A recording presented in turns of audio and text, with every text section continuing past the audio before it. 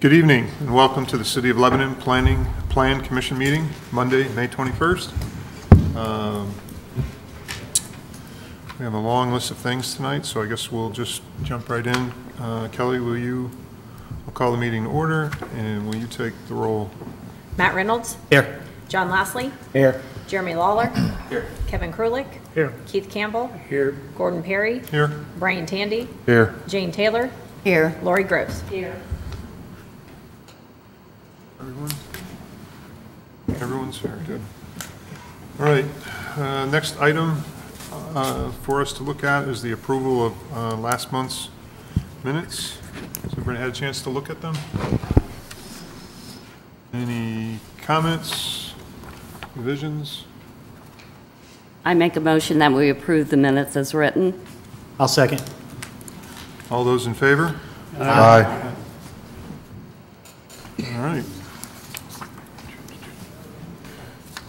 All right. The next item is the date of our next meeting. Ben and Derek, neither are available on our next date, which is June 18th. And we're sandwiched in pretty tight with city council meetings and other things. Ben and or Derek are available on Wednesday the 20th, Thursday the 21st, or Friday the 22nd. And in discussing other possible dates, the following Monday doesn't work because that's a city council meeting. I don't believe there was anything actually on the week beforehand on the 11th, but I put it out here for discussion of what day works best, looking at the 20th, 21st, 22nd, or potentially the week beforehand on the 11th.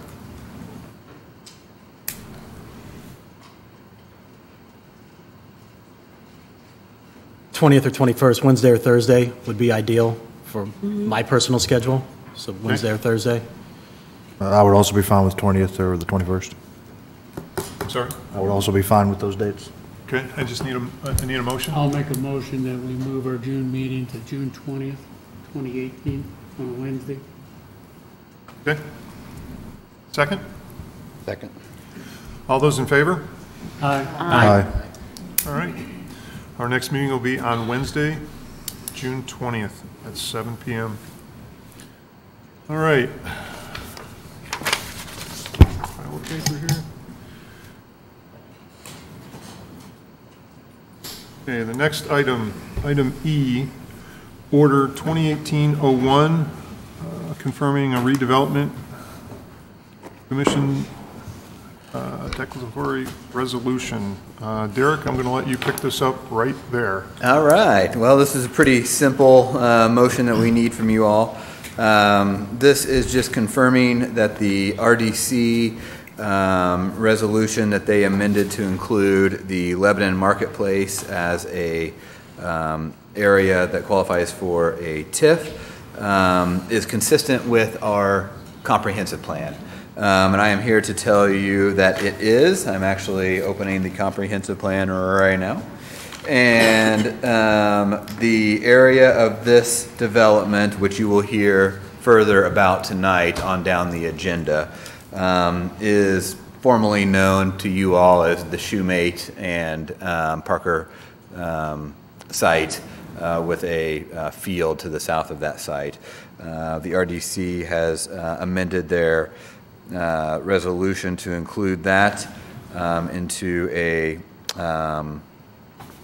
let's see here, a economic development area, and we just need this board to confirm that it is consistent with the comprehensive plan, and it is. The comprehensive plan identifies that as commercial use, and that is what you're going to hear about here on under new business of B and C. So it is consistent with the proposed use. So we need a motion to approve or to approve the confirmation of the resolution amendment. Okay. Those documents were made available to all of us. I'm assuming that you've had time to look at those. I would entertain a motion to approve.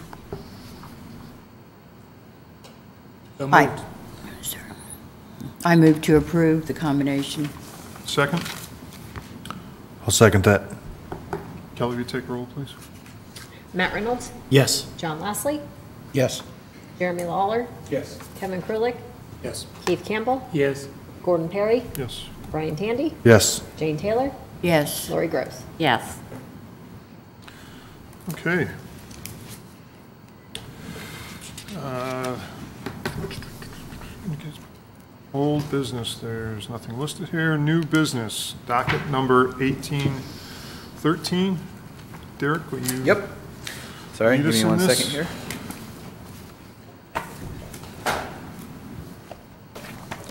I might not be as smooth as Ben, so you'll have to put up with me tonight a little bit, but I think we'll make our way through this.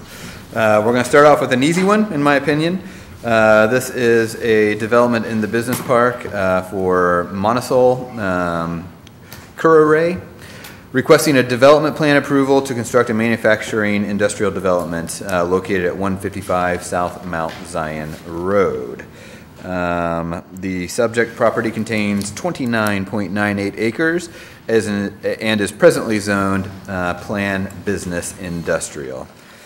Let's see here. The applicant is requesting a development plan approval in order to construct a new 150,000 square foot manufacturing facility for Curare Monosol.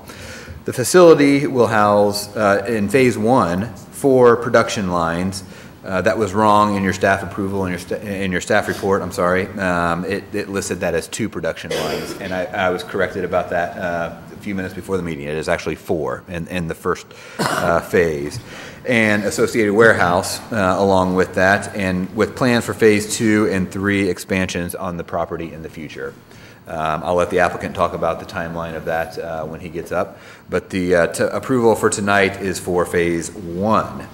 The reason this is before you tonight is because development plans shall be required in several zoning districts, but PBI is listed as one of those districts, so that's why this is before you tonight. On May 7th, 2018, the Board of Zoning Appeals approved all the requested variances, many of the same variances that are issued for a business in the business park. Fence material, fence height, drive width, a permitted drive width from 30 feet to 40 feet at the road. They requested a non-residential street buffer for plantings, parking lot perimeter landscaping. The variance approved to permit relief from the parking lot perimeter landscaping requirements for phase 1 of the employee parking lot. The future phase 2 expansion of this lot would include the required perimeter landscaping. So it just gave them some wiggle room in phase 1, and then it'll be completed in phase 2. Request number 6 was parking area curbing. The variance approved to permit relief from the parking area curbing requirement for all truck traffic areas, which is common, and allow for a ribbon curb on rain gardens located in the interior islands in the employee parking area, which is a little different approach, but it was something that was acceptable at the BZA level. The applicant, these variances were approved with the following conditions: that the applicant install a concrete ribbon curb around all the perimeter of the interior parking lots and wheel stops on all parking spaces adjacent to the interior landscape. So that was the compromise with them not installing curbing in the islands in the employee parking area. The applicant has been through TAC, and again, standard comments from TAC, and the applicant has been working through those and addressing the comments. The city engineer had the most lengthy comment section out of that, and if he'd like to touch base on that, we'll let him do so here in a few minutes. Now, the meat and potatoes of what we have development plan-wise in front of you. If I could get this put up on the screen, Matt? It's there. There we go. Let's see if I can blow that up a little bit for you all to see a little bit better. That didn't work very well. So this is the landscape plan for Phase 1. And I thought it was the best page to show you all. Basically, the UDO standards for planned business commercial require a laundry list of things that the applicant must meet in order to have a plan approved. The minimum lot size in this area is 5 acres. Obviously, this lot is much larger than that, 29 acres. Minimum lot width is 200 feet. This lot is 1,050 feet in width. Minimum lot frontage is 150 feet. Again, their lot frontage is 1,050 feet. Front setbacks are 50 feet required by the UDO. Their front setback on this property is 260 feet. Side setback required by the UDO is 25 feet. This development is proposed a 470-foot west side setback and a 350-foot east side setback. Rear setback is 50 feet. This development is proposing a 340 feet setback. Maximum height for this zoning classification is 50 feet. Their building is 43 feet in height. Maximum intensity of the development is 0.6. Theirs is 0.11. The UDO parking requirements is 1 space per employee on the largest shift, plus 1 space per 10 employees. They are requiring or proposing 177 spaces, in which 169 of those are standard and 8 are disabled parking. The lighting has been reviewed, and the planning staff found that the proposed lighting plan for wall-mounted and parking lot meets the standard UDO requirements in section 7.15. The landscaping was reviewed by Lebanon planning staff, and the applicant has provided a plan that will meet applicable requirements within the PBI zoning district outside of the variance requests already outlined earlier in the review. Signage, the applicant is permitted wall signage calculated at 2 square feet for every 1 linear foot of the front of the building facade. The north elevation of the building is approximately 228 feet long, allowing 450 square feet of signage.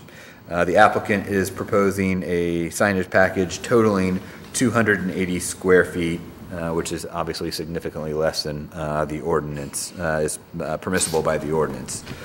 Architectural review is actually exempt from large-scale manufacturing facilities as identified in the UDO section 7.18C5. So with that, in review of the submitted development plan as presented, Lebanon planning staff finds compliance with the unified development requirements for the subject site.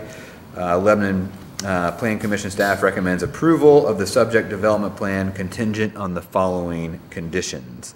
That the applicant adequately addresses any remaining City of Lebanon TAC comments prior to the application of any building permits or site improvements. And the other condition is stormwater approval. And the applicant, I understand, is working through that now. So the applicant receives formal drainage approval from the City Board of Public Works prior to application of any building permits or site improvements. So this is a pretty straightforward application, as many of them are in the business park. So that's all I have, unless you have any other questions for me at this time. On the parking spaces, I mean, do we know shift numbers yet? I mean, is that something that can be estimated? That's something that can be estimated, and I'll let the applicant talk about that. Okay. Thank you. Mm-hmm. Other questions for Derek?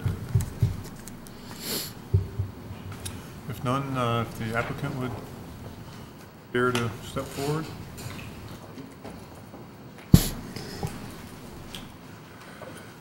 Good evening. Mike Powell, project manager representing Monticello. First off, we're really excited to bring our business down to Lebanon. We went through a series of various sites, and Lebanon seems to be the best fit with respect to customer locations, as well as being relatively close to our sister plants. And I also have Scott Virtue, our architect, Chris Badger, our civil engineer, and Kurt Witham from the Ross Group, who is the general contractor for the facility. If you don't know what Monosol is a premier manufacturer of water-soluble film. Currently, we have 22 lines, and by the end of this year, we'll have 25 lines, which is full capacity to our existing facility. We've experienced double-digit growth and obviously the need to expand.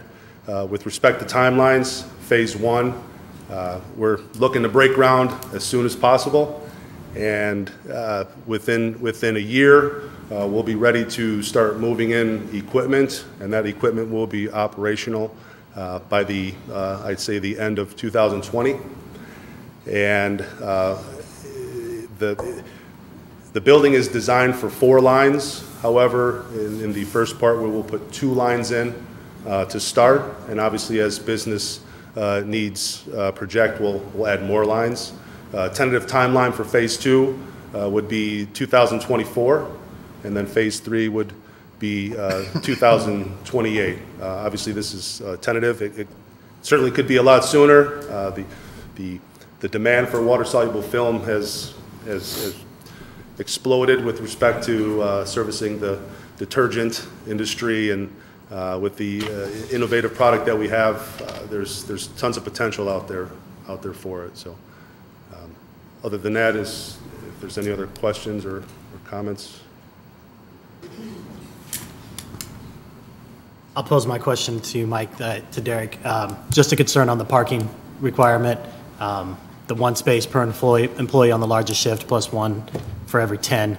Do we have an idea of staff size for those largest shifts? Yeah, so when we actually modeled this off of our most recent plant, we're a phased approach, and we ramp up. So obviously, we have estimates from when the plant is at full capacity, meaning 4 lines and fully staffed. Our largest crew will have roughly 18 per shift, plus another 15 for salaried day shift folks. So that would be the largest shifts. We run 2 shifts, 12 hours a shift, with the exception of salaried folks that would be there. So we have plenty enough parking, and in addition, we have expansion parking to consider when we extend to phase 2 and phase 3. Perfect. Thank you. Yep. Just wanted to follow up. So operations for phase 1, the plant would be operational by 2020? Yes. Yes, so again, we're a design build manufacturer. We follow that delivery method of construction. So what that allows us to do is, I mean, while we're still building interior walls, we have equipment coming in right behind it. So obviously it helps with the timeline so we could better service our customers. So during that process, we're installing equipment and building a building at the same time, if you follow that. And there's about a 6-month training period where operators go through, obviously, safety training and then operational training. And the goal is by 2020 is start making commercial product. Okay, thank you. Other questions for the applicant? All right, thank you. Thank you. This is a public hearing, so if anyone wishes to comment on this docket number, please sign in and then state your name and address, and we'll make sure that those comments get put into the record. Now, there's no one coming forward. I'll close the public hearings. And look to the commission one more time for questions for Derek or the applicant.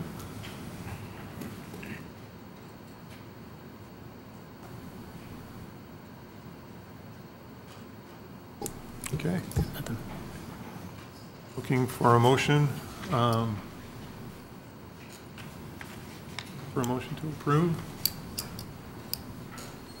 I motion we approve docket 18-3, the approval of the subject plan development contingent on the applicant addressing the TAC comments as well as receiving formal approval from the Stormwater Board.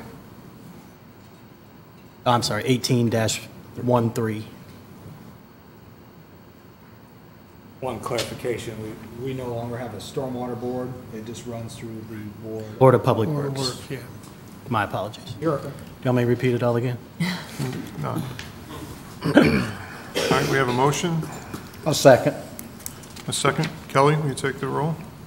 Matt Reynolds, Yes. John Leslie, Yes. Jeremy Lawler, Yes. Kevin Kurlik, Yes. Keith Campbell, Yes. Gordon Perry, Yes.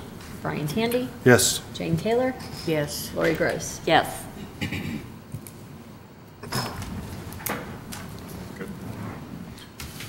All right.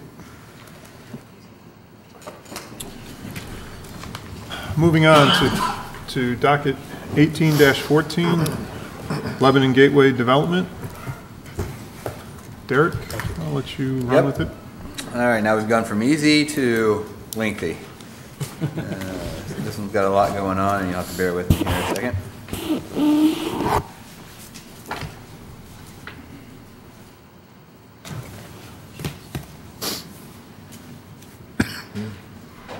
Yeah.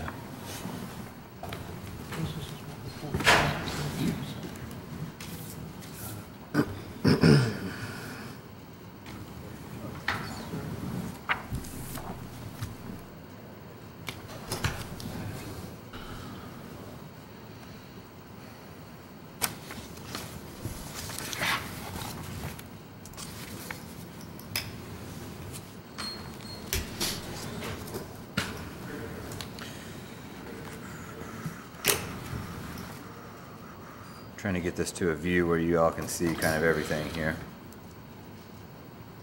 Okay.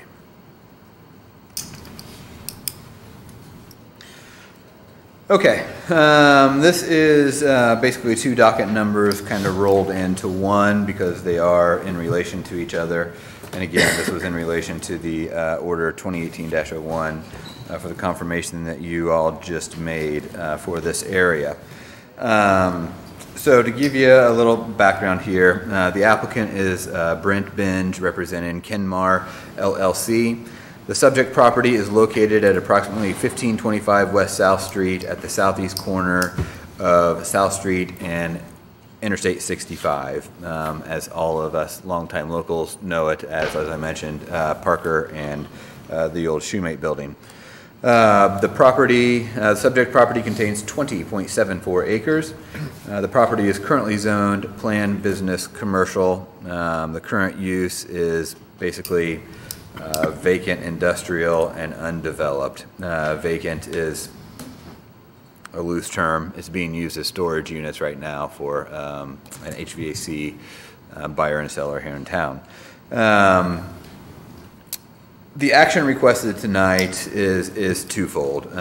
It is for a PUD rezone and a preliminary plan approval.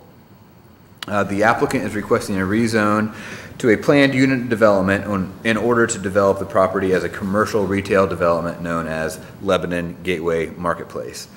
The PUD process affords the applicant the opportunity to prepare an ordinance documenting the development standards that apply to the district, particularly where standards will vary from the underlying PB zoning district. And I will get into what those changes are from the underlying zoning districts. There's actually not too many that are very great.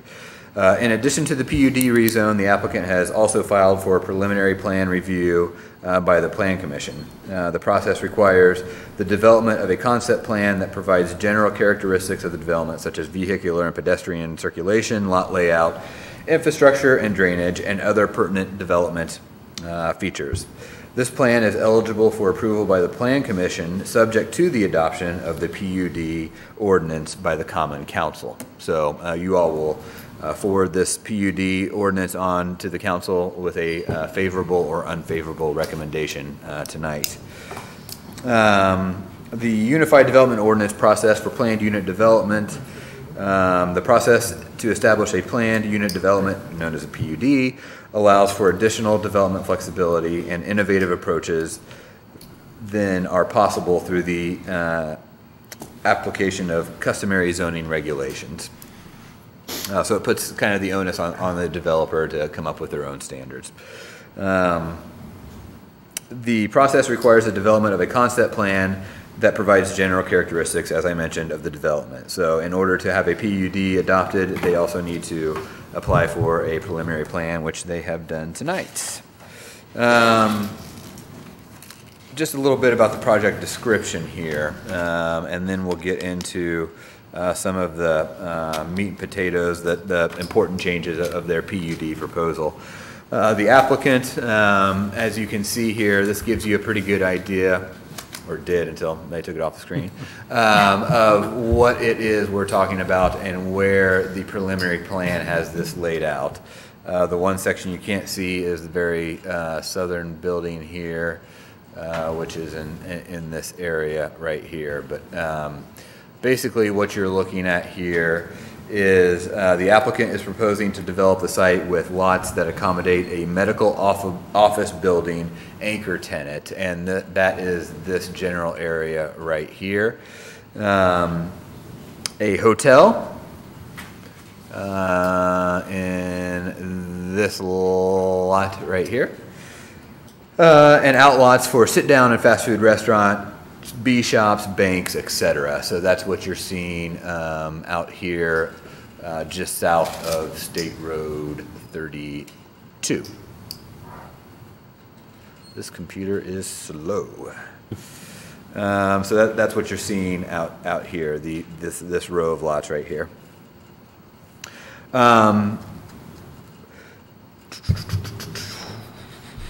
Where the PUD that they're proposing tonight does not address a specific standard or requirement, the underlying zoning requirements kick in. So some of the changes are different from our underlying zoning, and some of them aren't mentioned, and the ones that aren't mentioned will default back to our PBC zoning districts. Let's go over some of the changes here that they're proposing in their PUD versus our PBC zoning. The minimum lot area required by the UDO is 1.5. They're reducing that to 1 acre. The minimum lot width is the same as the UDO, 100 feet. Minimum lot frontage is the same as the UDO, 100 feet. Minimum front setback, same, 50 feet. Minimum front yard setback in their PUD is 20. This is based off the interstate frontage, and that's not available in the UDO under PBC zoning. The minimum side yard setback they're reducing to 10 feet from 15. Minimum rear yard setback is the same, 10 feet. Minimum front yard parking setbacks the same, 10 feet. Minimum side and rear yard parking setback, they're actually increasing to 10 feet, where ours is 5 feet. The one that they are also increasing is the maximum building height is 70 feet, where our zoning is 35 feet. Max intensity is the same, and maximum lot coverage is the same. The architectural standards, the PUD ordinance specifies that all buildings within the Lebanon Gateway Marketplace will meet the architectural standards of the UDO sections 6.1, 6.2, and 7.18C5, except for the following modifications. The primary facades will have flexibility in the design for offsets and glazing appropriate to the building design, and entry points will not require horizontal projection of the facade. So some minor tweaks there from our UDO. Some of the other changes in their PUD are related to the landscape standards. And I will say that some of these actually make a whole lot more sense than what our UDO requires. And we'll probably be bringing some of these changes back to you at a later point to be more in line actually with what their PUD is proposing. The applicant has proposed that the Lebanon Gateway Marketplace would meet all the landscape requirements of the UDO except the following modifications. The ordinance specifies buffer yards adjacent to all public rights-of-way, including Interstate 65, State Road 32, South Street, Ransdale Road, Payne Avenue, and Gateway Avenue, which is the private road. Gateway Avenue is this road right here, coming through kind of the center of the development. The 10-foot landscape buffer required on Interstate 65 would be planted with Type B buffering plants, 6 trees and 15 shrubs every 100 feet in their PUD. All other landscape buffers will be 10 feet planted with Type A buffering plants, 4 trees and 10 shrubs for every 100 feet. The one kind of variable from the UDO is where parking lots excuse me, are directly adjacent to any required landscape buffer, the parking lot perimeter landscaping requirements excuse me again, will not apply. So basically this is one of the duplicates that's currently in our UDO. You will have landscape buffering that is required in front of a parking lot, and then also that parking lot needs to be buffered as well. So they're just eliminating one of those buffers and not duplicating that buffer effort. So which makes sense to us, and we've talked about it a whole lot in the office to propose maybe this change anyway. So they're doing so in their PUD ordinance.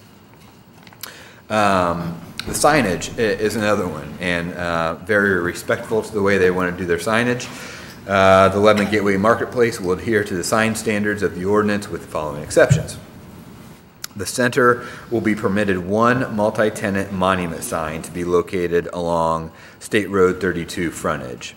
The good news is lots located adjacent to State Road 32 will not be permitted individual ground signs. So there will be one centralized sign for all of the outlots along State Road 32, and those businesses will advertise basically that they're there on the multi-tenant sign instead of each one having an individual monument sign. So it kind of cleans up that signage situation. The center would also be permitted one off-premise digital sign to be located along the 65 frontage, which in simple terms is a digital billboard sign. Site design. This is where it gets into some deeper specifics. One major component of the site design is the relocation of Ransdale Road. So if all of you I know are familiar with this area, Ransdale Road coming up from the south currently is two-way traffic all the way up here to the intersection of State Road 32. In order to create an intersection with Ping Avenue to the north of State Road 32, they needed to make some changes. So they needed to bring, the idea was in order to get a signalized intersection, the state basically required them to realign what is going to become known as Ping Avenue through this development into this intersection that is on the north side of State Road 32. NDOT requested basically a study to be done. The applicant has done that. In this process, in order to make all this happen, there will be some right in, right out only intersections. So you have the Gateway Avenue as one of those, and basically the Ransdale Road, the existing Ransdale Road will be of that scenario as well. Right in only, right out only. Ping Avenue will become a signalized intersection. And the state required them to extend the median from basically where it terminates at the eastern edge, roughly at the eastern edge of Denny's, along all the way down to what will be Ping Avenue intersection. So in order to access the gas station and McDonald's, vehicular traffic will coming from the west to the east will need to hit Ping Avenue and then go around to the backside of McDonald's for their entrance.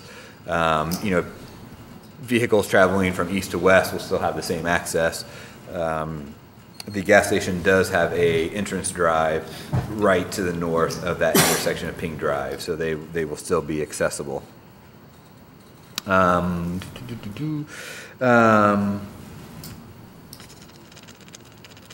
Ping Avenue, the relocation of Ping Avenue, which was formerly kind of Ransdale Road, if you want to call it that, includes a 70-foot right-of-way with 38 feet of pavement, 2 through lanes, center turn lane, a 6-foot tree lawn, and a 6-foot sidewalk on both sides. The private road, known as Gateway Avenue, is located within a 40-foot access easement with 30 feet of pavement and a 6-foot sidewalk on one side. With relocated Ping Avenue becoming the primary access to State Road 32, as I mentioned, existing Ransdale Road is now proposed as right in, right out only. So all those businesses will still be on a city street, just with a little bit different access out there on 32. And of course, you know, people accessing those businesses will have the option to, if they want to go out west, they will just have to drive down here to Ping Road, which there is a cut from Ransdale Road right here onto Ping Avenue. And this is actually the truck model. So you have one business here on the south that will need to come up this way, and they can make this turn over here to get on Ping Avenue if they want to head back west. If they're heading east, they would simply just go north on Ransdale Road and head out that way. So same with anybody leaving the northern properties to access Ping Avenue and head west, they will access this curb cut. Sorry, I'm pointing with my pen on my screen. You can't see that right here.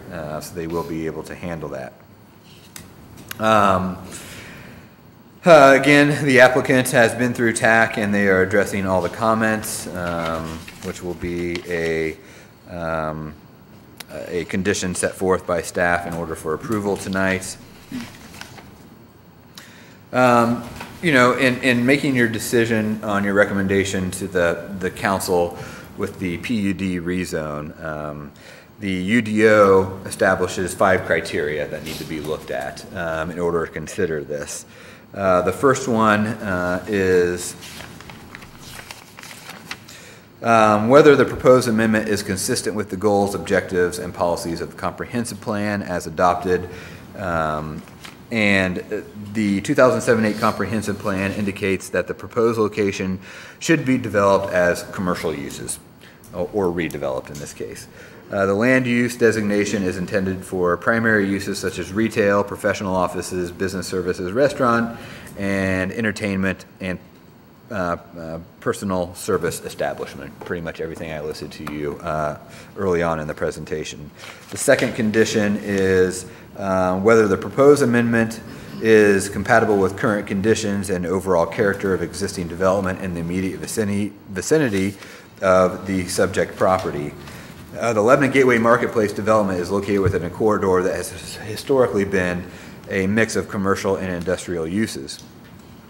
In fact, this site has maintained 2 industrial structures for a number of years. Its proximity and location to the interstate makes it ideal for new commercial and retail uses that will complement other retail uses in the area. So, in our opinion, staff's opinion, condition number 2 has been successfully met. Number 3 is whether the proposed amendment is the most desirable use for which the land in the subject property is adapted. As previously stated, the comprehensive plan contemplates the commercial uses for this property and surrounding land use are all commercial and industrial in nature. The highest and best use for this property is commercial development.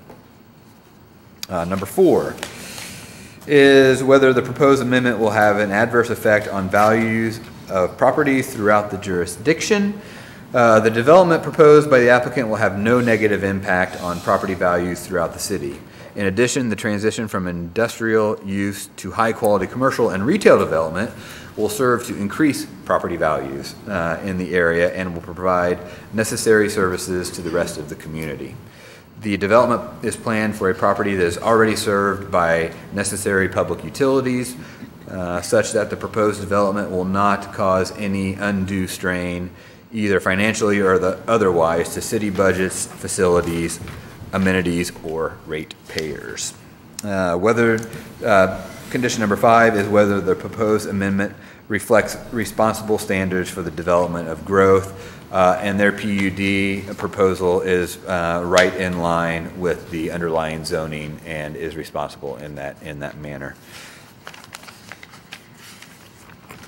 So, the staff has a recommendation tonight for docket 18-14, which is the rezone, and docket 18-15, which is the preliminary development plan.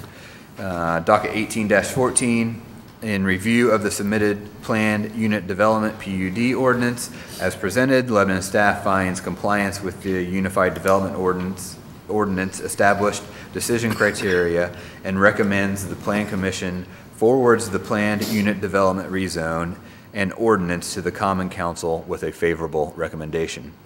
And along with that, docket 18-15, in review of the preliminary plan as presented, Lebanon planning staff finds compliance with the Unified Development Ordinance requirements for the subject site.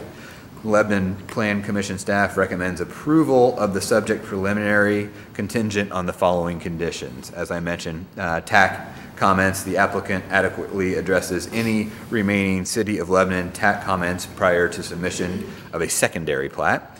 Stormwater approval, the applicant receives formal drainage approval from the City of Lebanon Board of Public Works prior to submission of a secondary plat. And also a condition that the approval of the PUD, the primary development plan, is contingent upon the adoption of the PUD, rezone, and ordinance by the Lebanon Common Council. That is all I have in my staff report, unless you have further questions for staff. I know that was a lot to take in. Hopefully it made some sense. Again, this is two kind of dockets rolled into one, but they are in relation with each other, and it made sense to kind of present them all at the same time. And the applicant is here to answer any questions that you might have. A couple of quick questions from myself for you, Derek. Yep. On the plan, can you bring the plan back up real quick? Yep. So Gateway Avenue, I understand Ping Avenue being a dedicated right-of-way to the city. Correct. The other road remains part of our right-of-way because people need the access. Correct. And such. Gateway Avenue, is there a reason that that's not public? Yeah, let's see here. Kevin might have that answer for me, but I believe in order to make the development work, the necessary right-of-way was not, we didn't have enough room for the necessary right-of-way for that to become a public street. So in order to meet all the parking requirements, fit the amount of outlots in, they needed to reduce the width of that right-of-way, basically the space that the road is going to use. And since they couldn't meet the UDO requirements or the Lebanon standards, they decided to use that as a private drive. That's correct. Derek nailed it. That's exactly the thought behind this.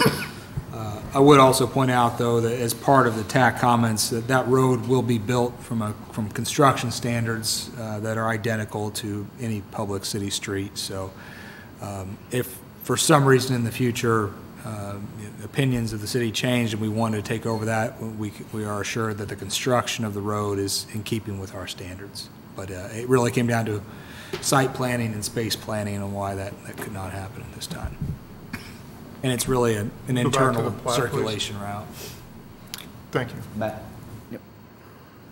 So in that reduced right-of-way, do we have room for utilities and movements for fire trucks and all of that? We do. We've asked the applicant to look at those things. We're confident of that. And keep in mind, though, this This is a preliminary plan review. This is also the PUD review. This will create that Gateway Avenue and Ping Avenue, those infrastructure corridors, if you will. But this is not approval on the individual lot development plans.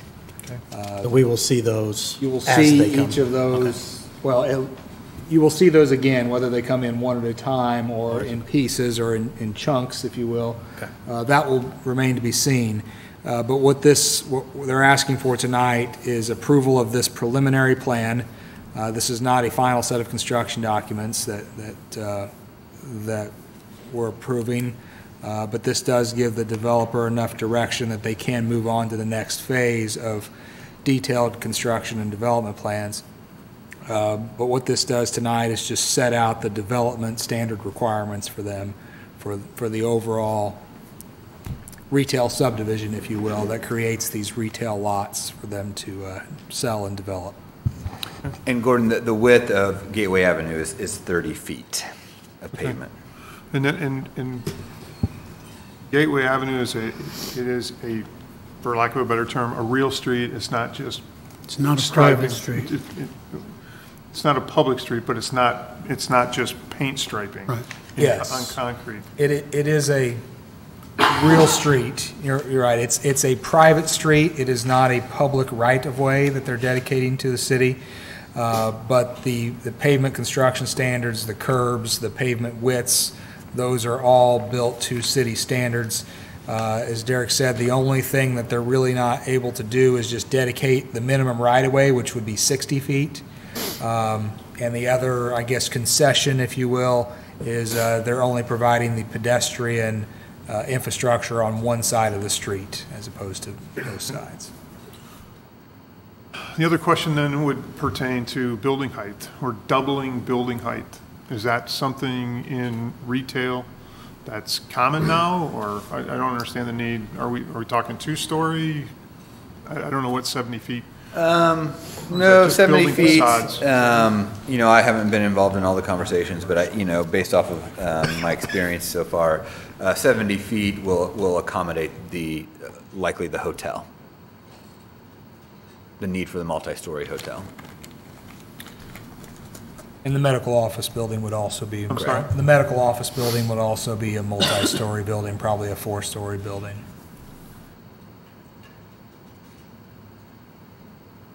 So are we saying that we're going to allow that across all the outlots that are shown there, or is it on a lot-by-lot basis that comes back to us?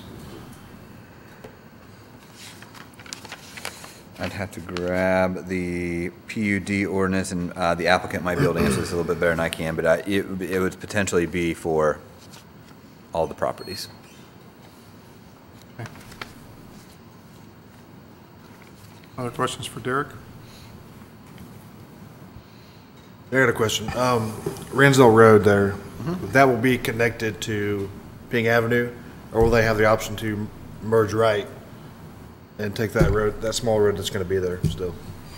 Sorry, say that second part again. So there's a bus garage back there, and there's an industrial recycling place back there.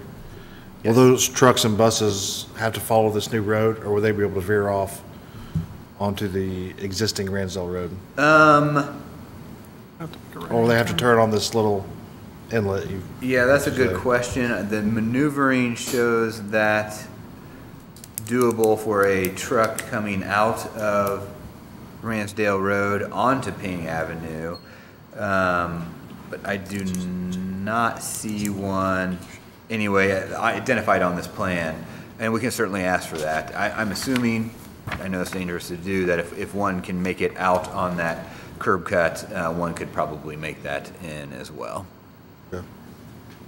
If they didn't want to go to the light, I guess. Is that kind of what you're asking? Right, the school buses should come out and turn right, I would assume. Yeah. But the metal trucks will probably head out to the highway. Right.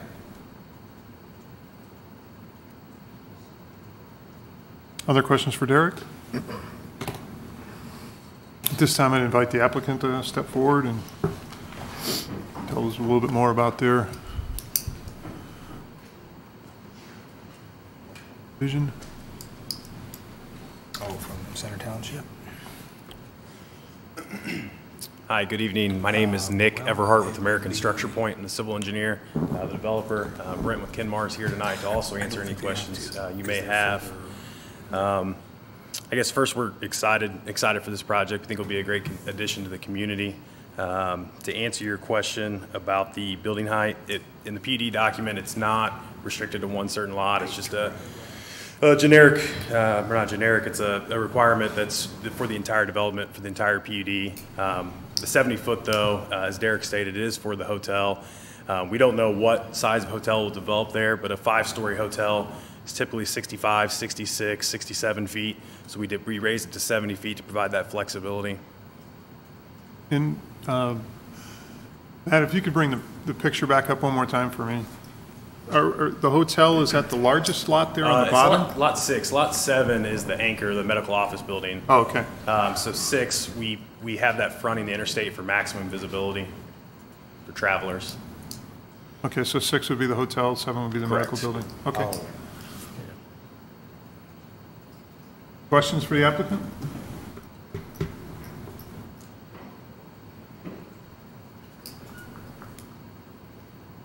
Do not have anything. None? Appreciate it. Okay. Thank you. This is a public hearing, and so anyone wishing to speak on these two docket items, 18-14 or 18-15, the PUD rezone and the preliminary plan review, we invite you to step forward, sign in, and we will hear your comments.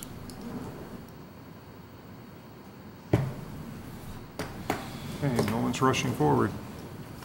So I will close the public hearing at this time and ask again for any questions for Derek or the applicant. Derek, the only question I have, especially on, what was the street, the private one? The snow removal and the maintenance of it, that will be the owner of the lots, right? Correct. That will not be a city expectation, right? That is correct. Okay. I want to be real clear, everybody understands that. Yep. That will be on the developer's shoulders to handle. They have to maintain it that way. Correct. Correct. Or, some sort of association that they set up. I'm not sure. That's usually how those end up developing, but, that will be all the tenants' basically responsibility to kind of be involved with that association and make that happen. Right. Okay.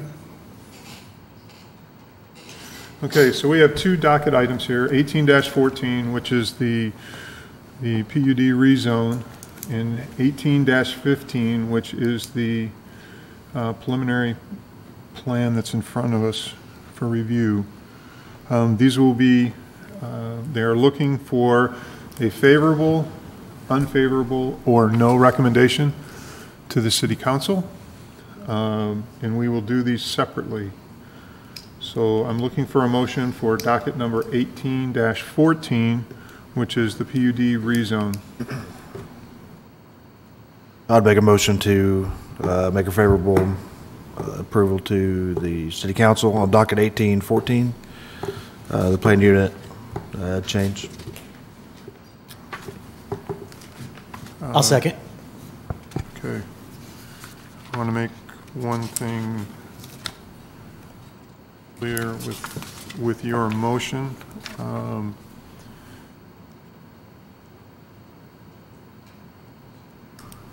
Recommendation. Okay, there are no comments or conditions. Okay, so we have a motion and a second for 18-14, which is the PUD rezoning. Kelly, will you take the roll? Matt Reynolds, Yes. John Mosley, Yes. Jeremy Lawler, Yes. Kevin Krulik, Yes. Keith Campbell, Yes. Gordon Perry, Yes. Brian Tandy, Yes. Jane Taylor, Yes. Greg Gross. Yes.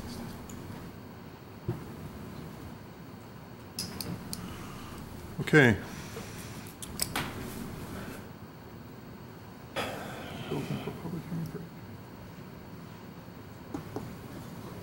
Okay, all right. So next, we are looking for a motion to either accept or deny the preliminary plan as proposed for the Gateway development.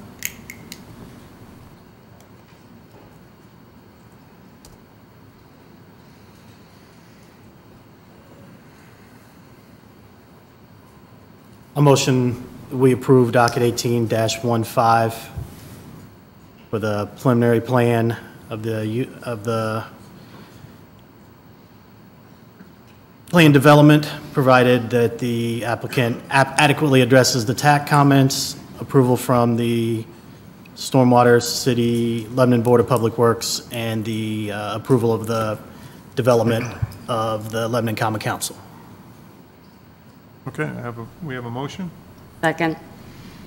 Ellie, we take the roll? Matt Reynolds? Yes. John Mosley? Yes. Jeremy Lawler? Yes. Kevin Krulik? Yes. Keith Campbell? Yes. Gordon Perry? Yes. Brian Tandy? Yes. Jane Taylor? Yes. Lori Harris. Yes. Great. Right. On to docket number 18-16, Indiana United Methodist Children's Home, requesting development plan approval to construct 2 additional youth residential placement homes on their campus located at 515 West Camp Street. Derek, you want to lead us through this? Yep, will do. As you mentioned, this is the Indiana United Methodist Children's Home, located at 515 West Camp Street. The subject property contains 11.88 acres and is presently zoned multifamily, MF. The applicant tonight is proposing to demolish the Asbury Center dining facility and construct 2 new 10-unit residential homes on the campus. The new homes will be located on Essex Street, where the dining facility is currently located, and the corner of Garfield and Camp Street. The building on Essex Street on the PDF that you're viewing right now is Area B, and the Camp Street and Garfield Street proposed new building is at Area A. Again, development plans are required for specific zoning classifications for approval, and MF is on that list of required zonings for development plan approvals. That's why this application is before you tonight. The submitted civil drawing have demonstrated compliance with the standards required for multifamily zoning districts where applicable. In addition, infill development standards were used in this case, which offer flexibility from the zoning district standards based on surrounding development patterns, and they were applied in this application specifically for the setback standards. Let's see, the applicant has again been through TAC meetings, and the applicant has been addressing those comments as we continue to move forward. Specific to the development plan proposal tonight, let me run down what it is that they have proposed. The UDO parking requirements is 1 space per 5 residential plus 1 space per employee at the largest shift. They have provided 10 total spaces for Garfield Street unit, 6 spaces provided for the Essex Street unit itself. Other than traditional residential lighting, the applicant is not proposing any additional lighting with the project, thus meeting the requirements set forth by the UDO. And landscaping. In review of the submitted landscaping plan, the applicant has provided a plan that meets all applicable requirements within the zoning district. Staff has discussed with the applicant the placement of fences on Garfield Street and Essex Street associated with each of the structures. This location, particularly speaking, is in the backyard of the structures, but as defined in the UDO, is a front yard. because they are adjacent to the streets. These fences do not meet the maximum requirements for height and opacity for fences located in the front yard.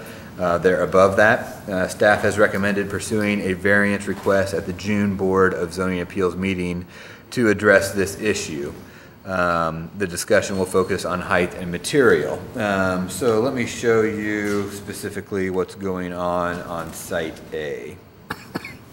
This is the corner of Camp Street and Garfield. And as you can see in this area right here is the proposed fence, which is adjacent to Garfield Street and also Camp Street. So the problem becomes it's actually not in front of the building setback on Camp Street, but is in front of the building setback on Garfield Street. So that is the requirement for the variance. I will tell you that here at the 11th hour, the applicant has proposed a slight modification to Site A that is, in staff's opinion, an approved design for this area, which does a much better job of orientation of the building, getting the fence away from the intersection, but I will let their representation talk about that further for you all to consider tonight. So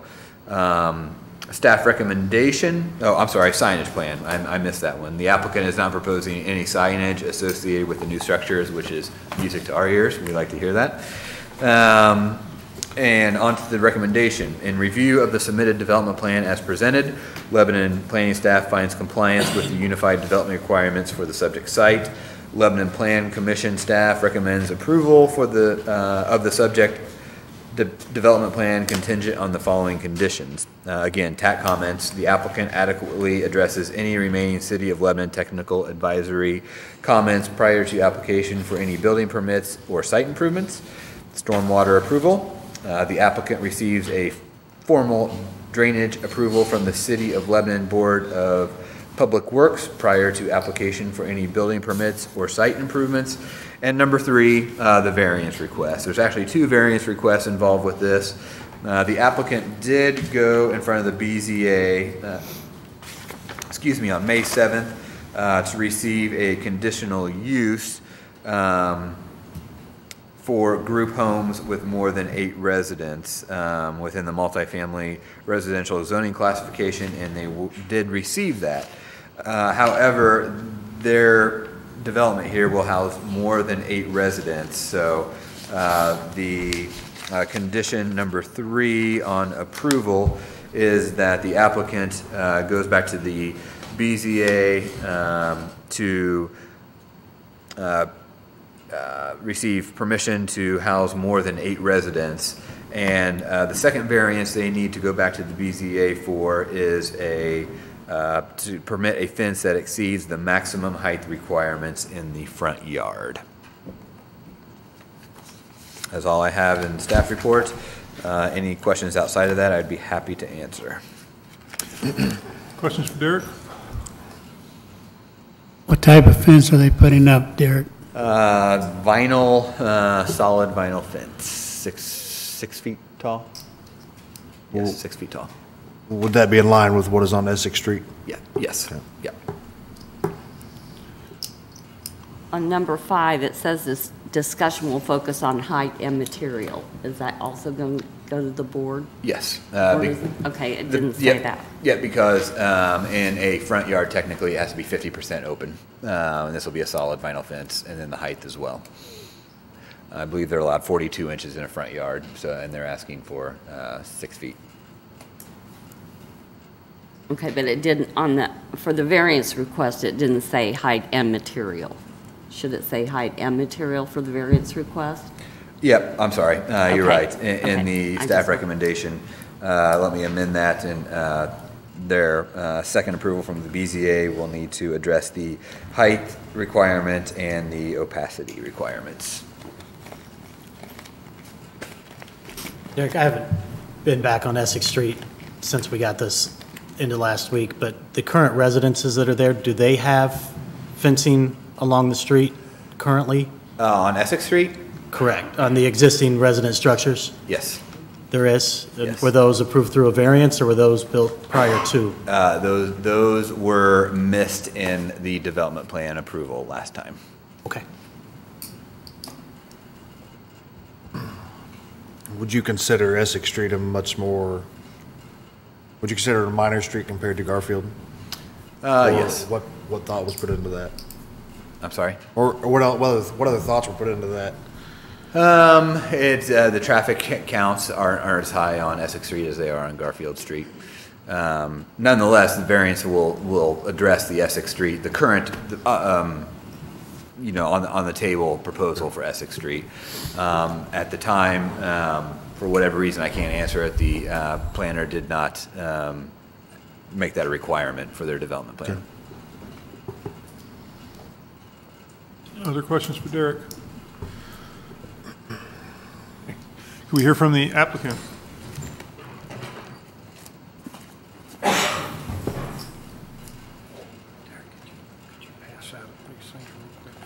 Yep, and I got that, if you want to show that right there. So you just ask him to pull it up there. Okay, let me give you,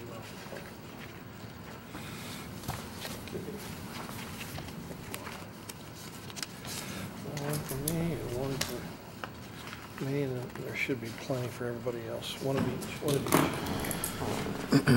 Thank you, Mr. Perry. Good evening, ladies and gentlemen. My name is Kent Franzen. I'm with the law firm of Parr Ritchie here in Lebanon. On behalf of the United Methodist Children's Home. With us here this evening is Rich Lipinski, who's the executive director of the Children's Home. I'd be happy to answer any questions you might have about the operation of the history of the Children's Home. We also have several members of senior staff as well. And also with me is Robert Doster, who's a civil engineer with the firm of BSA Life Structures. BSA is both the civil engineer on the project and the architect on this project. Simply stated, the project, as Derek outlined, involves the construction of 2 new buildings on the Children's Home site. The site's roughly 12 acres at the corner of Camp Street and Garfield. I'm sure you're all generally familiar with the campus there. It's been there for more than 60 years. Maybe Mr. Lipinski can tell us exactly when it started. It's changed a bit over the years. We can talk a little bit about that. At one time, it was more of a dormitory type setting. There's a school there, and currently there's 4 residential structures, like shown there in that picture. The 2 new buildings that are proposed for the site are similar in style and shape and appearance to what there are now. There's 8 young people living in each one of those buildings. There's 32 young people between the ages of 14 and 19 who live on that campus. The school actually has a capacity for 80 students, but with only 32 students living on the campus, they're underutilized, and that's one of the reasons why they want to build more structures. They have room in their school for more students, and they have room on their campus for more residents, and they would like to expand their campus. There's a need for it in society. It's a very popular facility, very much in demand, and they would like to accommodate this need. They use a family style of living, and I'm not as familiar with it as Mr. Lipinski and others are, but essentially they have two parents who live in the buildings with the 8 children, and they pretty much eat there, sleep there, and live as a family unit. The 2 new buildings that are being proposed are 10-unit buildings, so they'll hold 10 children as well as then two adults. So it is a multifamily residential district, and we need conditional use approval. We did obtain from the BZA a couple of weeks ago conditional use for that site. Staff couldn't find any record that there had ever been any formal approval for conditional use for that sort of a facility. Frankly, I'm sure it predated the ordinance. I'm sure that school has been there longer than our current zoning ordinance or its predecessors have been on the books. We also need development plan approval for any project like this, and that's why we're here tonight. And we also have applied for 2 variances because our definition of group home under our zoning ordinance would only allow 8 living units in a group home. The zoning ordinance doesn't contemplate a multi-facility use like we have. It contemplates more of one building with no more than 8 living units in that building, I would submit. This is not that. We've already got, as I say, 32 students living on this campus, and if this project is approved, there will be 20 more students. So we've asked the BZA to allow a variance for up to 80 students under a group home definition. So what brings us here tonight, you've already seen the layout for the 2 buildings. North is at the top of the page. This is Camp Street running east and west, and Garfield running north and south. This is Building A on the left side of the page, and this is Building B, the current Asbury Center.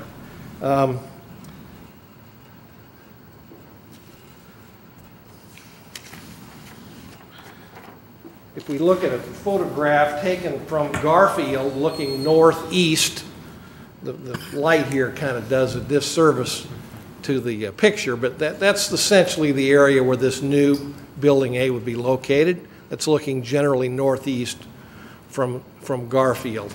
A catty corner from the Harney Elementary School. There were some questions about the fencing. This is one of the units that backs up to Essex Street, and that picture shows the essentially privacy fencing, 6 foot high, vinyl material that provides some level of privacy for the people in the backyards, whether they be sunbathing or playing outside, or whether they have bicycles or things that many of us have in our backyard that we might not want along the street. And so those buildings all have privacy fences as described. I cannot explain, and I was not involved in the previous approvals of this project. I don't know why formal variances were not required or sought, but that's what they are. They've been there for several years, and essentially that's what we're asking for. Although, so we have 2 buildings. The Asbury Center property we propose to be like that, with the kind of fencing as shown in that photograph. The property on Building A has generated some question from one neighbor concerned about the fencing along Garfield and along Camp Street, that same vinyl 6 foot high fencing. And just today, because of the questions that originated about is there not a better way to do this, we have redesigned our project. It's a little unusual to be coming before the Plan Commission without approved drawings. We certainly intend to provide scaled and sealed and approved drawings before we would start with construction. Any approvals you might give would be on the condition that we provide all of those. But we're on the agenda. People have been notified that we're going to be here tonight, so we wanted to present this and get your reaction. The original Building A had an orientation facing due east.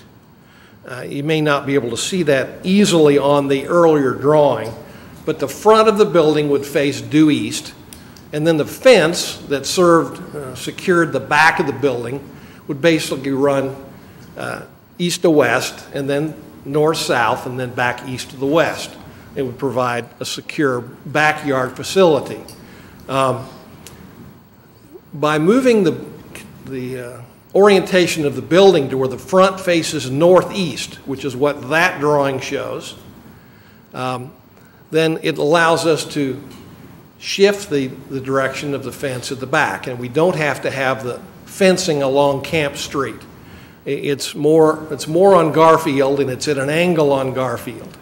So it's less objectionable to people traveling down Camp Street, and it doesn't impact us adversely. In fact, there's some things better about this configuration.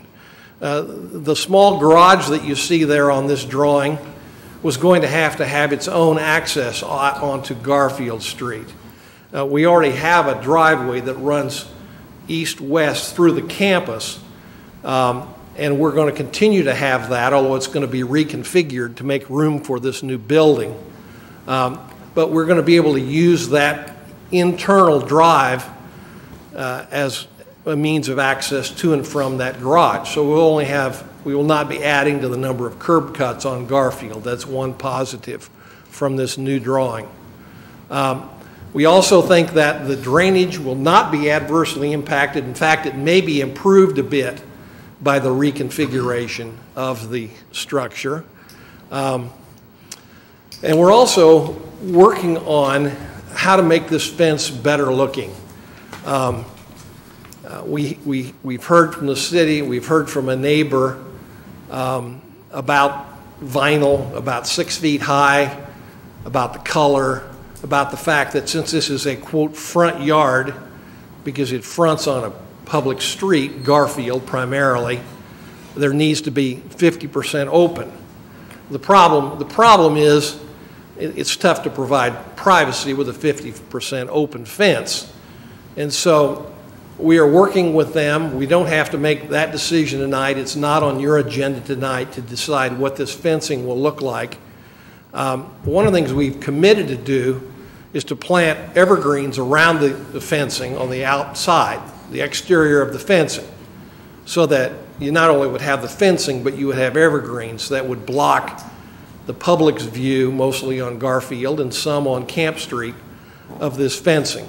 We've also indicated we would be willing to consider wood, different color fencing, anything that we can do to make it less noticeable, but at the same time provide the security and the privacy we would like. Somebody asked why we couldn't do a wrought iron fence like we have in front of some of the buildings on Camp Street, and of course we could, but they don't provide any sort of protection. They don't provide any security or privacy. They're ornamental essentially, but anybody driving by can just look right through them. And so we'd like to come up with a plan that would satisfy the neighbors, provide the privacy that the children's home would like to have, but provide the city with an aesthetically pleasing project. So we're still working on that, and we certainly intend to have it ready to submit for the Board of Zoning Appeals consideration in 2 weeks. So I may have forgotten something, and if I do, if I have, I apologize. But I wanted to give you a summary of where we are. I'll let Bob Doster talk from a civil engineer standpoint about the design of the facility and the standards of the ordinance. Derek's already gone through those standards, which we primarily meet. Mr. Lipinski is here. He's happy to talk with you about why are they expanding and why do they want to put this building there. There's obviously other places to put it, but this was the choice they made and felt like it was the best location. So with that, I'll stop talking. I'll let Mr. Doster talk about the site design standpoint, and then we'll let Rich come up and talk. If you've got questions of him about the operation of the children's home and what they propose to do with these facilities. Thank you. Good evening. I'm Robert Doster with BSA Life Structures. We've been working on the plan submittal, and I was going to report where we stand with the current plans and the review and approval upon those. Drainage has been reviewed and recommended for approval by your consultant. I believe the only step left is to submit the final plans to your board for their approval. We did have some comments from Lebanon Utilities about a couple of pipe materials, which we adjusted those on the plans, and I believe they are satisfied now. And the city engineer also had a few comments, which we addressed. I have not heard any further comments regarding what we had submitted, but I believe we're all set with that. So from an approval standpoint, it's our understanding that we've met the comments and conditions that were brought up at the TAC meeting and the various comments that different agencies have commented on. And so from that standpoint, I believe we're ready for approval of the current plans that have been submitted. If we are directed to go ahead with the alternate layout that has been noted here, let's see. It's the same building. It's the same amount of impervious area that is on the current plans. We would be providing, I believe, the same amount of detention. The possible improvement to drainage is that the driveway slopes towards Garfield, and we had a low point just before exiting on Garfield where we would direct it to a rain garden. By combining our garage drive into that as well, we actually pick up more of the runoff into our rain garden than we would have had with the old plan. The old plan would have had a separate driveway going out to Garfield from the garage, which because of slope, we couldn't direct to the rain garden. So this option would allow us to pick up a little bit more runoff and route it through our rain garden detention system. The there may be a slight decrease in the amount of pavement just for the driveway because it combines with the existing service drive that runs through the property. Other than that, there's no particular issues. I'm available to answer questions. Questions? We have one other person who wants to speak, right?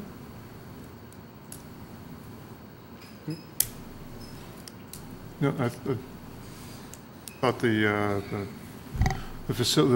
facility manager was going to speak. Sure. Rich, why don't you come up and talk a bit about the children's home and kind of why it's growing and why these two buildings are needed? Hi, my name is Rich Lipinski. I'm the executive director at the Indiana United Methodist Children's Home. The Children's Home has been in existence since 1915, moved to Lebanon in 1924. When I arrived in 2010, we started to implement the teaching family model, and as a result, we changed our facilities to accommodate the model of care. Type of youth we care for are ages 14 to 18, some 19-year-olds, very few and far in between do we serve 19-year-olds. But they're mainly placed by the Department of Children's Services, DCS, and juvenile probation. Those youth that have placed through DCS have been removed from their home for physical abuse, mental abuse, sexual abuse. Parent might have been incarcerated, so they're in need of out-of-home placement. Some youth that are placed by juvenile probation are youth that are low-level offenders, maybe truancy or drug problem, marijuana, and such. And those youth are placed by their juvenile probation officers where their offense isn't serious enough to place them in detention. However, their life and environment at home isn't suitable, so their juvenile probation officer is looking for an out-of-home placement. We implement the teaching family model, and it's a family-style care of living where when I arrived, we used to have a dining hall and kids all ate all of their meals there. Now we have house parents that live in the home with our children and provide a family-style environment. We implement the family teaching model. I won't get into the nuts and bolts of it. However, we really focus on teaching social skills, independent living skills, academic skills with our accredited school on campus, and spiritual development. We also have a chapel on campus. If I could just say, DCS has placed most of our youth with us through DCS and juvenile probation. Last year, we received 500 referrals for placement. We served over right around 50 youth last year, and we are trying to build 2 more homes to accommodate and serve 20 more youth. If I could just say something about our youth that arrive at our facility, and we really focus on trying to change their behavior while they're here. I used to work at Father Flanagan's Boys Home, and we implement the same model that they do at Father Flanagan's Boys Home.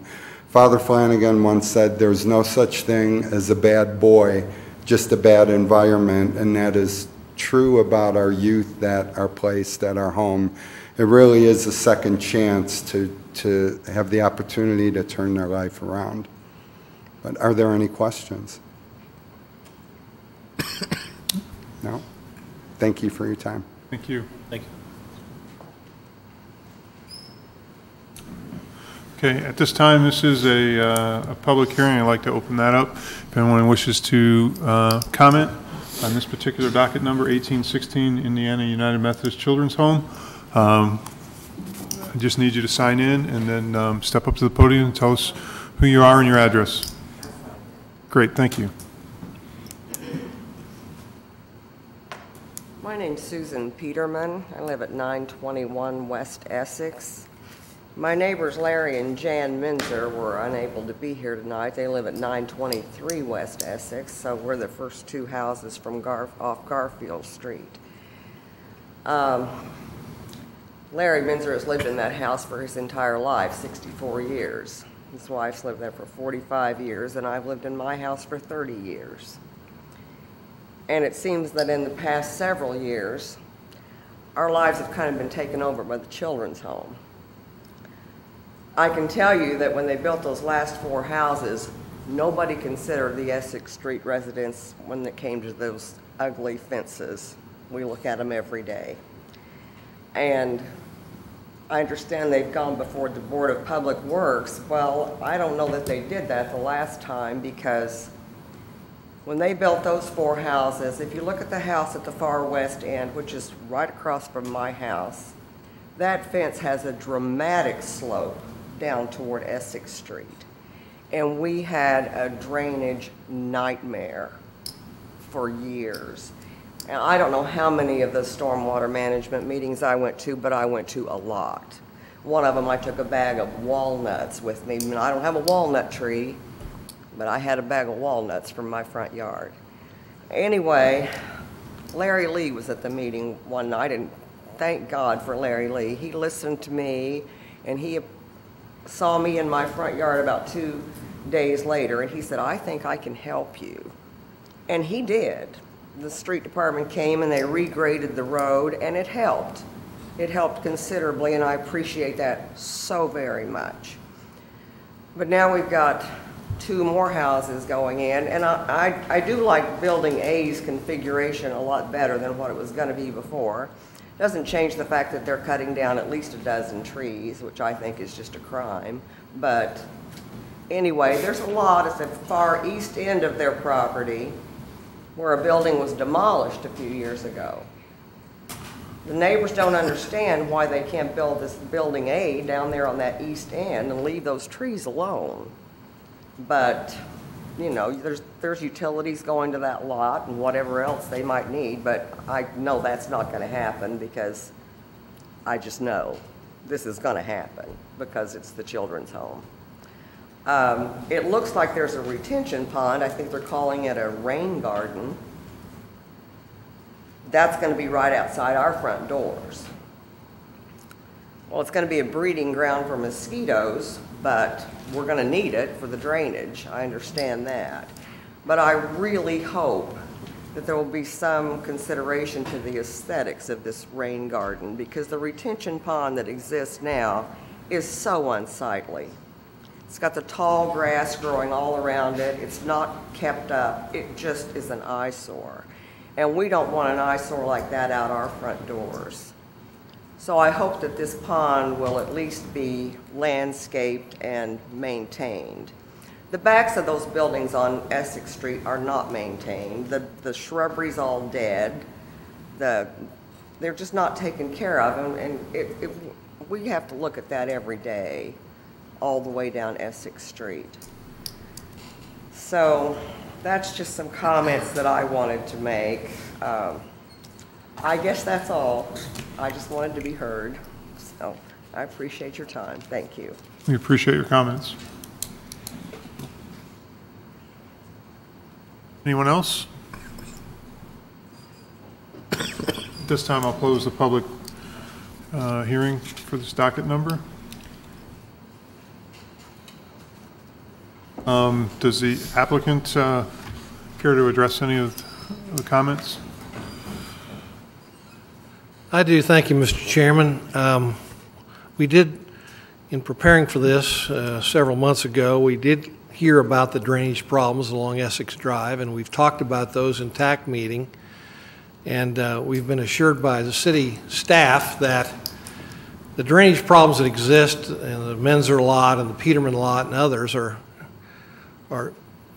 problems that exist with the city's underground system, that they're not, the water is not created and being sent over there by the children's home. I mean, we're simply not allowed legally to do that. And Mr. Doster, as a professional civil engineer, can certainly address and answer questions for the Board of Works and anybody else as to how we're going to handle our water so that we don't compound those folks' problems. I'm not here to say they don't have problems. I assume they do.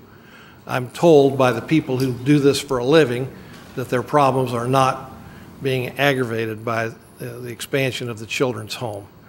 As to the appearance of the retention area, I certainly understand her point, and I think Mr. Lipinski and his staff are here tonight. They are reasonable people, and I'm sure that they will take those to heart. They want to be good neighbors. They've spent a lot of money on these buildings, and they like their campus. And if there's some things that have been overlooked, as is often the case, I think they will try to address those things.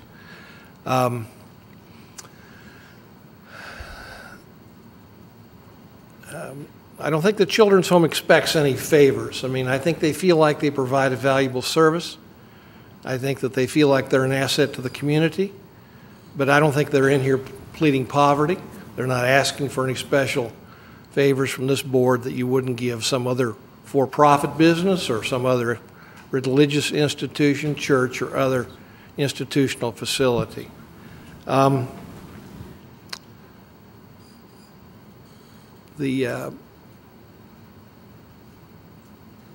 We are going to try to landscape that fence around the east side, around the northwest corner, because we've been asked to.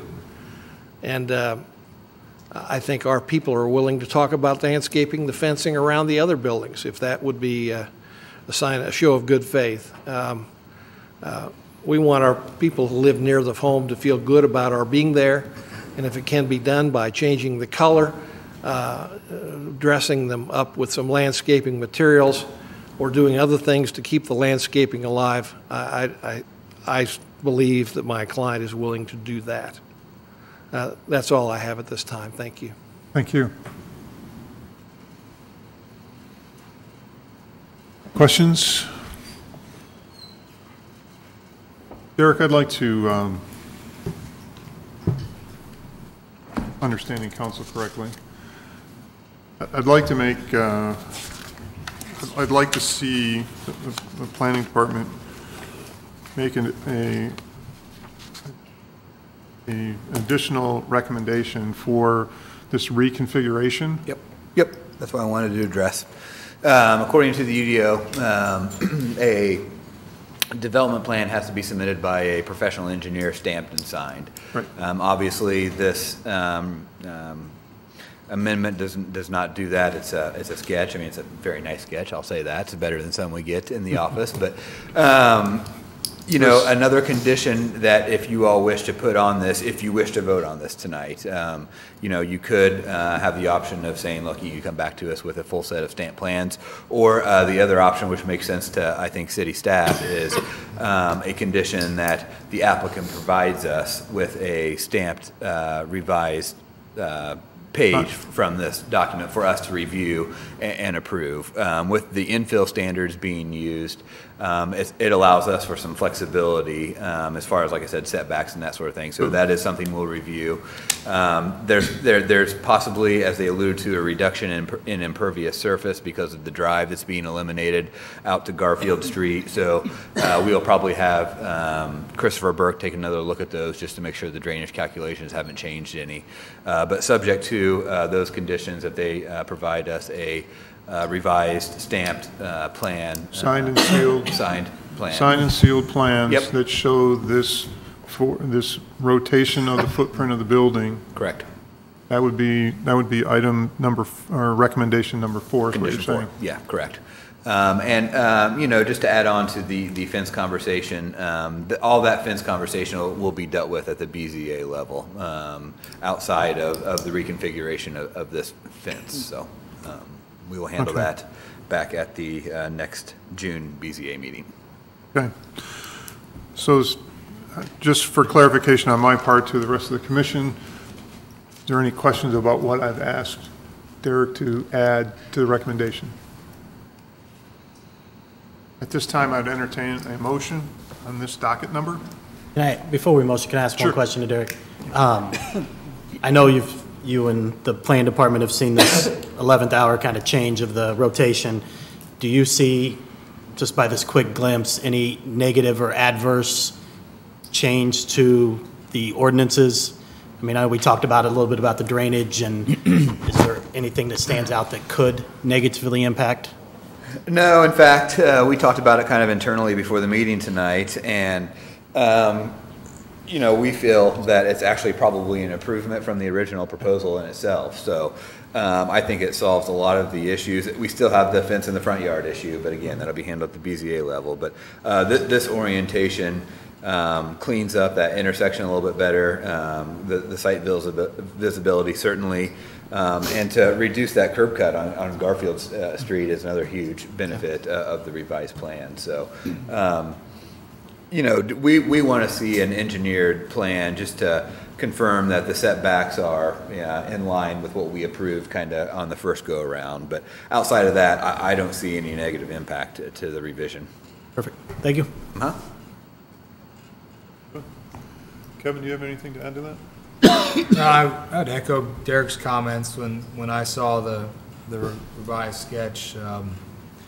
I think it makes a lot of sense and is definitely a site improvement. I think it reduces the sort of visual impacts to both Camp and Garfield to not have a building paralleling those streets or a fence. I really like, from a traffic and engineering standpoint, that we have one less curb cut onto Garfield, improved site visibility at the corner. Not that it was necessarily going to impede visibility the way it was. It was within the requirements, but this even provides more visibility. So from a planning, engineering standpoint, I think this is a good thing for us. And, you know, as your city engineer, I would recommend approval of something like this, again, contingent on staff's receipt of engineered plans and review of those plans. But I think we could handle that at the staff level if the commission's okay with that. Thank you. Any other questions? I got a question. Sure. I guess it actually goes more towards the applicant. Does the fence do you have to have a fence at every place? I mean, how often are people outside of the facility? Outside in the backyard? Well, that or the front yard, I mean, depending on which building it is. You could kind of come to the podium again, I'm sorry. Thank you. Sorry, I should have asked you when you were up there.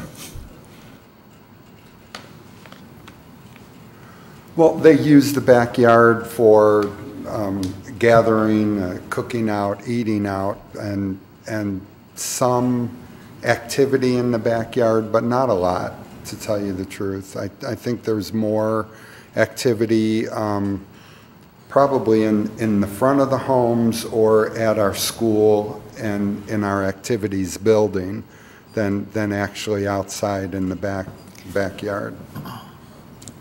And I don't know, Derek, is there a way of looking at doing the fence the opposite way, doing it actually in the, quote, turning it around on the backside? Are you talking about existing structure or the new structure?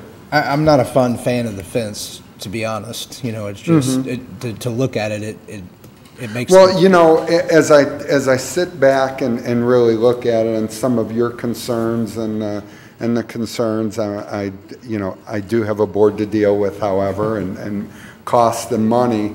Sure. But actually, when you're driving down Essex Street and you look in, the way that the terrain is, you could probably see more into the backyard than you really think you can. Then that 6-foot fence provides privacy. So that's something that I think that we could look at the least landscaping, but also look at that and maybe look at different options for moving forward with our 2 other homes. I think probably more landscaping would provide more of a cover, more green type landscaping year round. Because right now around the fence or so forth, there's nothing. Is that correct? You know, there was, and to our fault, there's so much to care for. I think really some of those shrubs got neglected and they did die. So if you do that, I mean, how are you going to, going forward, how are you going to take care of that? I mean, is that something that it's an in-house thing that you can? It would be in-house, and we put it more on the responsibility, our youth and our family teachers, the house parents that live in the home, to maintain and upkeep, and part of the daily and weekly chores of maintaining the home. Well, there are different fences out there too, and I don't know. Menards has a really neat resin fence, and I think it gives it a little more homey look instead of just a white fence. I mean, I think it would, maybe look a little better.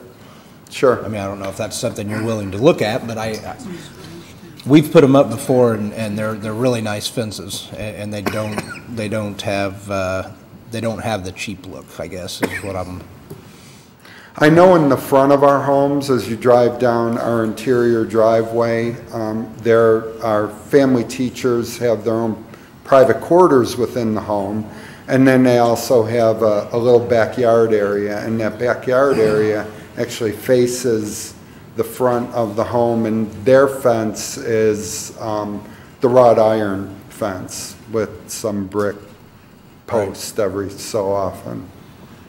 So there are a number of options that we could look at and discuss before our meeting, but. Okay, thank you. You're welcome.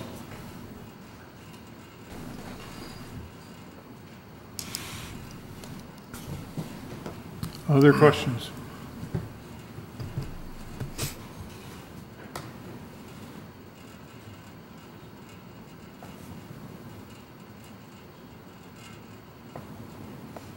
Okay, at this time, I would entertain a motion for docket number 18-16, the Indiana United Methodist Children's Home.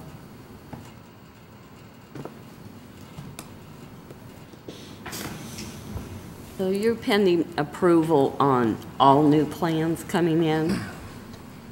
As a condition, the fourth condition at the Okay, not just the one, but everything. right. The fourth comment, there's the 3 recommendations, and then the 4th recommendation was to change the site plan and have it signed and sealed based on this sketch of the footprint rotation. They Okay, would- but there is another building. There's two buildings. That's my question. The other building doesn't change orientation. Right, but yeah. we're not, so it shouldn't be included. We should approve that one. If we're going to approve it, we approve that one tonight, correct? Correct, yeah. Yeah, we wouldn't want it in. It's not a condition, no. They're not changing that, so. Right, The condition okay. would be for the new one and getting professional stamp drawings on that one. Okay. Yep. And we need approval through the city engineer's office, correct? In addition to- Planning office, yes, Planning office, okay.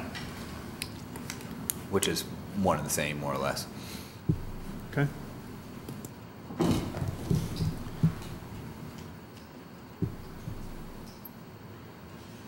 Did I hear that correctly, that we need to have two motions, one for Area A and one for Area B? Is that what was just, No, I think you make one motion just with Okay. the four conditions. with four conditions? Okay. I'm comfortable doing that. I'd like to favorable motion docket 1816 for the construction of the two additional youth residential homes for the Indiana United Methodist Children's Home, pending the four conditions. Do I need to spell out all four? Technically.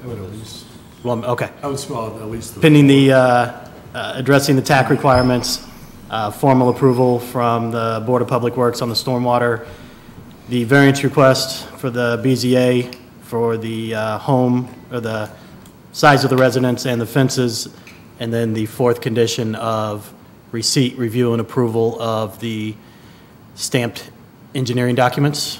For Building A. For Area A. Yeah. Okay. So we have a motion for approval with the four staff recommendations. Do I have a second? Second. Kelly, will you take the roll? Matt Reynolds? Yes. John Leslie? Yes. Jeremy Lawler? Yes. Kevin Curley, Yes. Keith Campbell? Yes. Gordon Perry? Yes. Brian Tandy? Yes. Jane Taylor? Yes. Yes. Docket passes. Thank you. Thank you. Okay. Hang on one second while I'm trying.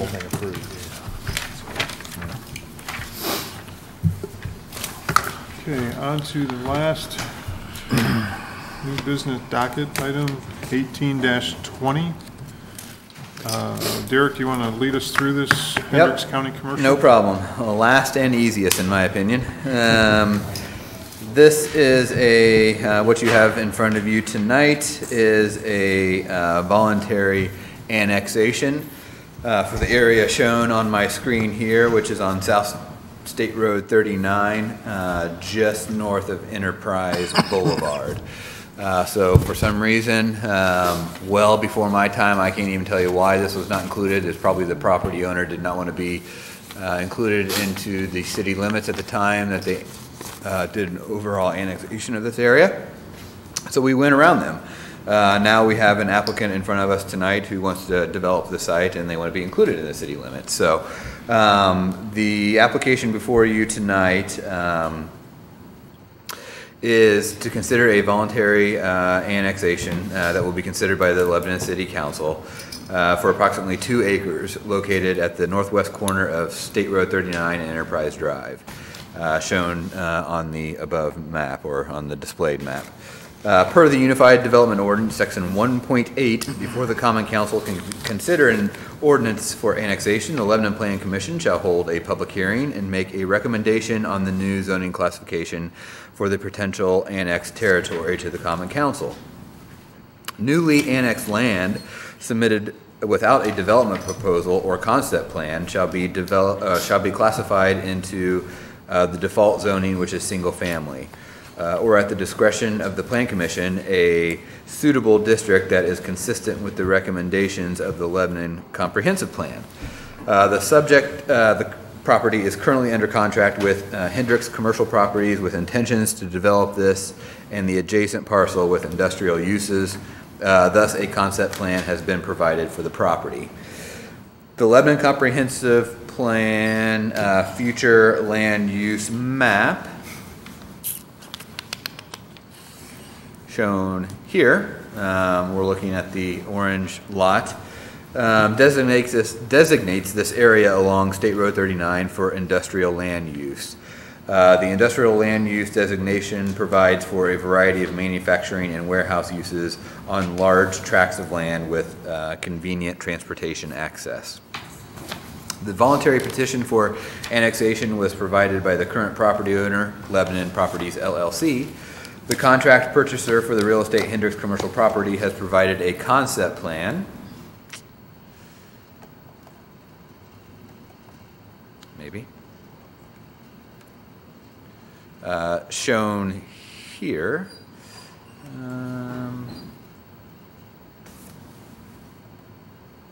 Sorry. I thought I had a better view, but this is South State Road 39 right here.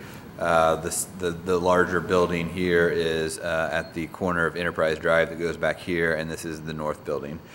The contract purchaser of real estate Hendricks commercial properties has provided a concept plan indicating the proposed construction of 2 industrial speculative buildings totaling approximately 275 square feet, with both being divisible to tenant spaces ranging from 20,000 square feet to 60,000 square feet. Copies of the proposed site plan and prospective renderings have been submitted for this approval. And with that concept plan, it allows the Plan Commission to send on to the City Council a recommendation for PBI zoning classification. So that is the recommendation from the city planning staff, that Plan Commission sends this on to sends this on to the council for a favorable recommendation for PBI zoning classification, which is consistent with the Lebanon Business Park.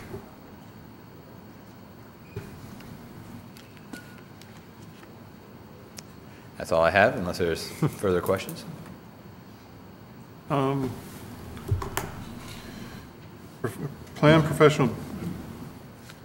Plan business industrial. So there's the rendering, to me, the rendering looks like offices. Am I missing something there? It has some appearances of office space, some of the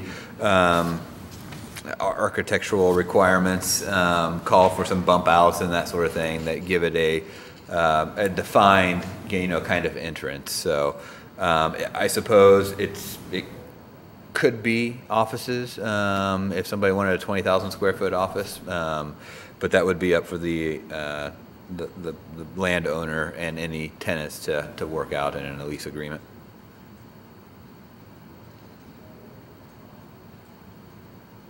Questions for Derek on this? Or just to add to what Derek was saying there, in conversations we've had with the developer, they are looking to market this as industrial space, whether that be manufacturing or distribution facilities, somewhere in between. There is a component to their building that allows for those office components to be built on the corner, and certainly the buildings would be built with the facade that you see, but there may or may not be office space behind it that may just be industrial space. It would just depend on the tenant build out. I guess I look at, when labeled as industrial, I just think of, and I'm not picking on Merritt, but, just another construction yard or something, Yeah. Industrial has a different, I guess in my opinion, it has a different picture than that building per se. Yeah. But this is in keeping with buildings that they showed us that they've built around the country. They tend to put a little bit more high-end finish on their entry treatments at the corners of their buildings. So I think we're seeing a lot of that on the Anson development there along 65. You A are. lot of those new Yep. buildings have that So, yeah, focal, nice office-looking space with a facade that Yeah. doesn't And really... sometimes there's real office behind that, and sometimes it's just a 30-foot clear industrial space. Voided. And in the PBI zoning district, it does allow for professional office space if it were to become that. So, I just had had a different picture in my mind for industrial. yeah, sure. Well, this is a nicer industrial building. Well, obviously so. Yeah, so. and you know, to be honest with you, a lot of the conversations that we have in our office, there's a need for this smaller space out there. You know, our business park is, you know, the 1 million square foot business park, and to see something like this come through, I think will be a good thing for our business park to have that, you know, potential for a little smaller space available. For my own clarification, maybe one of you guys can answer this. Is warehousing, is that industrial? Warehousing is, let's see here, yeah, warehousing and distribution facility is allowed in the PBI zoning classification. Okay. Well, it's good-looking warehousing then. All right, so we are, this is a public hearing, so I'll open it up for anyone that has comments to be made about it. Everybody rush at once. Okay, not seeing anyone coming forward, I will close the public hearing portion of the meeting. I'm assuming no additional questions for Derek. I have all the definitions that I need. We are looking for a favorable, unfavorable, or no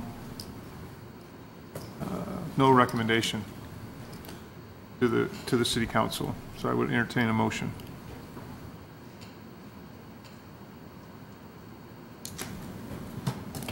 Please. I'll recommend we forward docket 18-20 Hendricks Commercial Enterprise Drive Development to the City Council with a favorable recommendation for an initial zoning classification of planned business industrial PBI.